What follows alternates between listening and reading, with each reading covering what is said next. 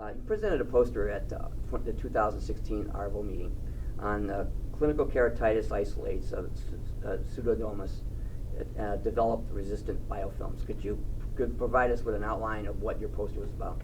Absolutely. So Pseudomonas is the most common gram-negative, which is just a distinction of bacteria, that causes keratitis in the eye, particularly among contact lens wearers. One of the reasons Pseudomonas is so interesting is because it's such a good biofilm former. So a biofilm is just an extracellular matrix or a bunch of stuff that the cells essentially excrete to better adhere to surfaces.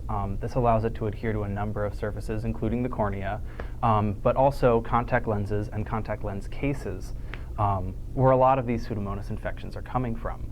So what we wanted to look at was how this extracellular secretion and how this community collaboration of Pseudomonas affects the antibiotic resistance profile of a various amount of clinical isolates. So what we did first is we collected several clinical isolates from our eye institute. A majority of them are from keratitis infections, so they are known to be successfully infecting of the cornea. What we then did is we categorized them. So first we looked at how much biofilm each one of these strains is forming. So how much actual matrix are they producing, as well as a host of virulence factors that they're producing. So whether they're producing particular virulence factors that allow them to go through one type of infection cycle or another. And the last thing we looked at to categorize them was their planktonic MIC. So their MIC, their minimum inhibitory concentration, is essentially just the concentration of drug necessary in order to kill all of the bug that would be present. And what we saw with this categorization was a wide amount of variance, not only in the MIC, but also in the virulence factors and the biofilm formation. And what that tells us is that the strains that we're getting are coming from really a wide variety of categories. We're not working with just one strain or a clonal population of a single strain. The data that we're looking at here really encapsulates a wide amount of Pseudomonas infections that we would be seeing. So what we did after that is then we decided to do MICs, particularly of established biofilms. So we established the biofilm, we let it grow so that we know it's definitely existent, and then we do an MIC, so we introduce antibiotics. And then we look to see how much resistance has increased from a liquid culture to these two sets of biofilms. And we did two sets. We did polystyrene, so just a standard tissue culture plate, and then we also did it on contact lenses.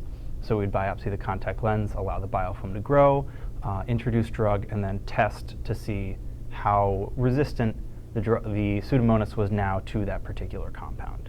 And what we saw was across all strains and across all drugs, we saw a significant increase in the resistance to every single antibiotic that we tested. Now, there is a great degree of variance with the amount of resistance increase. Some can be 5 or 6-fold increase, which is still significant, but some go well up into the 30s and 40s for fold increase. So really, really dramatic increases that we're seeing in these resistances. And what we have to look at is this is not a single drug problem. These biofilms allow Pseudomonas to increase its resistance to pretty much every drug that we tested, all the drugs that we tested. So it's a broad spectrum problem that we have. So what we decided to look at was this adenylate kinase assay to look for specific compounds that would be good against Pseudomonas biofilms, particularly. So the adenylate kinase assay, essentially adenylate kinase is an enzyme that a particular bacterial cell will release when it's under stress from a bactericidal molecule, like an antibiotic. So now that that adenylate kinase is out and around and in our solution, we can also put ADP, inorganic phosphate, and an enzyme called luciferase in the solution as well. What will happen is the adenylate kinase will phosphorylate that ADP into ATP, and the luciferase can use that ATP to actually create luminescence that we can measure. So by using that luminescence, we can actually use it as a function of how much adenylate kinase the cell is producing, and therefore how much stress the cells are undergoing by the compound that we put in there. So by using that, we actually screened the FDA-approved library against pre-established Pseudomonas biofilms, just the PA01 strain. And what we found was a number of classes of antibiotics that were found to have potent activity against Pseudomonas biofilms. What was most interesting to us was that we found 2 previously non-antimicrobial molecules in the library that did have this potent activity. So for us following up on this paper, it'll be looking at what specifically is so special about those compounds and how we can further use them for clinical applications. At the end of the day, that sounds like some incredible research that you've done there, Ben. So congratulations on that. Thank you.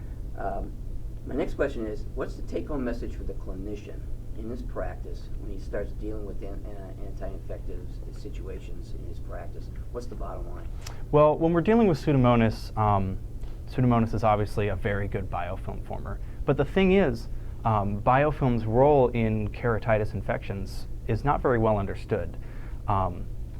We don't really understand a lot of the virulence factors that they're producing, and a lot of the essentially elements that need to come together when it produces a biofilm, if that has any effect on the infection.